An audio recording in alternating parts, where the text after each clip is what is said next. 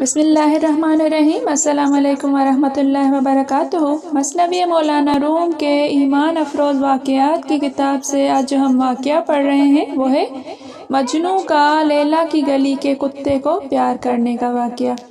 ایک دفعہ کا ذکر ہے کہ مجنوں نے لیلا کی گلی کے کتے کو کہیں دیکھا اور پہچان لیا کہ یہ لیلا کی گلی کا کتا ہے۔ چنانچہ فرط عشق میں اس کے پاؤں کو بوسہ دیا اور اسے پیار کرنا شروع کیا۔ لوگوں نے یہ ماجرا دیکھ کر مجنوں کو ملامت کی کہ اے پاگل، یہ کیا کر رہا ہے؟ ایسے نجس و ناپاک اور عیوب سے پر جانور کو تو پیار کرتا ہے؟ مجنوں نے ہنس کر جواب دیا، اعتراض کرنے والوں، تم تو صرف خالی جسم ہو، تمہارا باطن عشق کے ذوق سے محروم ہے۔ میرے قلب کی کیفیت کو پہچانو اور اس کتے کو میری آنکھوں سے دیکھو۔ ارے دیکھ تو صحیح، یہ کتا میرے مولا کا بنایا اور پیدا کیا ہوا ہے، اور میری لیلا جس کے عشق میں گرفتار ہوں اس کی گلی کوچے کا چوکیدار بھی ہے۔ سنو، میرے نزدیک جو کتا لیلا کی گلی میں رہتا ہے اس کے پاؤں کی خاک بڑے بڑے شیروں سے بہتر ہے۔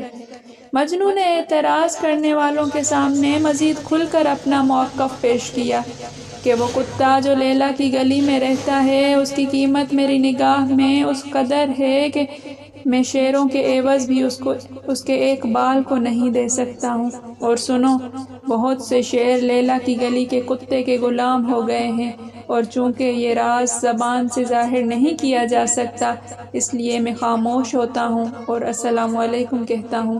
چنانچہ یہ کہتے ہوئے مجنوں پیٹھ پھیرتے ہوئے واپس چلا گیا۔ مذکورہ بالا واقعے سے حاصل ہونے والا سبق۔ اس واقعے میں مولانا جلال الدین رومی رحمۃ اللہ علیہ نصیحت فرماتے ہیں، اے لوگو، اگر صورت پرستی سے تم آگے عبور کر جاؤ اور ان صورتوں کے خالق سے رابطہ قائم کر لو کہ خالق ہی حسن کا اصل سرچشمہ و مرکز ہے، اسی نے پوری کائنات کو حسن تقسیم کیا ہے، تو دنیا ہی سے تمہیں جنت کا لطف شروع ہو جائے گا اور ہر طرف گلستان ہی گلستان نظر آئے۔